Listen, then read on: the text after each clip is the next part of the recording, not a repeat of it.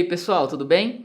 Hoje eu vou tratar com vocês a última parte das dicas sobre processo penal.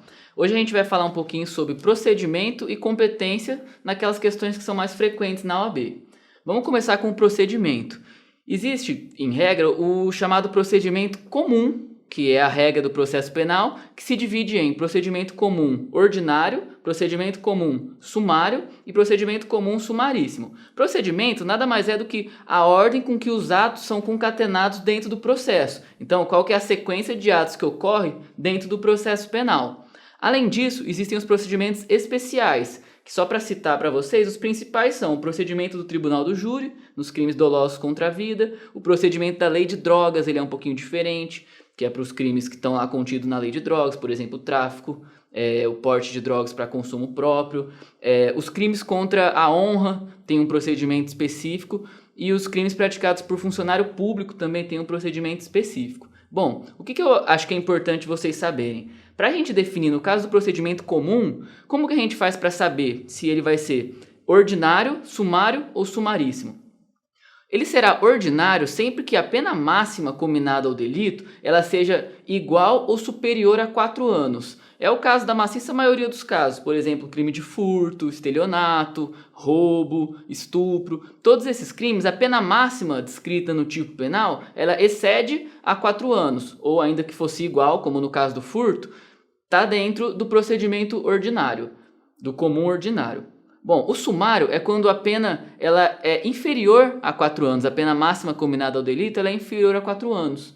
E por fim, o procedimento comum sumaríssimo, ele ocorre quando a pena máxima ela é igual ou inferior a 2 anos, que é o caso, e inclui também as contravenções penais. Vocês devem lembrar, eu cheguei a mencionar nos outros blocos, são os crimes de menor potencial ofensivo. Via de regra, quase sempre ou vai cair dentro do sumaríssimo ou dentro do comum ordinário. Eu quero que vocês entendam também o seguinte, é comum que a prova cobre os momentos em que o rito está correndo pelo sumaríssimo, mas por alguma razão ele precisa ser convolado no rito sumário. Quais são os principais casos em que isso acontece? O primeiro é quando não se encontra o réu para que ele seja citado, e aí é necessária a citação por edital.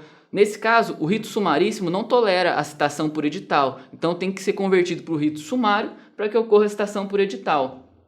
Uma outra hipótese em que isso acontece é quando o Ministério Público, dada a complexidade daquela causa, ele não consegue oferecer oralmente a denúncia, como que é um pressuposto do rito sumaríssimo. Então o que ele faz? Ele transfere para o rito sumário e aí lá ele oferece a denúncia, dessa vez por escrito. Bom, eu vou adentrar agora só o comecinho de competência e aí no próximo bloco a gente aprofunda. A competência nada mais é a gente determinar qual é o juiz que será competente para julgar determinada infração penal. Bom, o primeiro critério que eu queria tratar com vocês é a regra. Em regra, a competência vai ser do local onde o crime foi consumado. Se o crime for tentado, aí vai ser o último ato de execução. O que é importante aqui lembrar uma exceção. Nos casos de crimes permanentes, que são aqueles cuja consumação é dilatada no tempo, como é que se fixa a competência? Vai ser por prevenção. O que eu quero dizer com isso? Que, por exemplo, no tráfico de drogas, que se vocês se olharem o artigo 33 da Lei de Drogas, vão ver que existem vários núcleos, vários verbos que a pessoa pode cometer para estar cometendo tráfico de drogas. Então, por exemplo, você ter consigo, ter em depósito, carregar.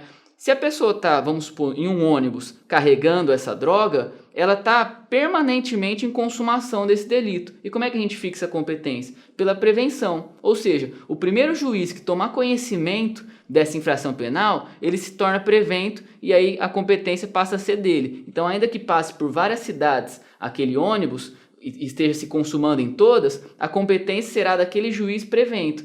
Que a prevenção pode se dar, por exemplo, quando o Ministério Público, quando a pessoa é presa e o juiz precisa se manifestar sobre a prisão, tomou conhecimento daquele fato. Quando o Ministério Público faz a denúncia, o processo é distribuído, o juiz tomou conhecimento desse fato. E isso tudo fixa a competência.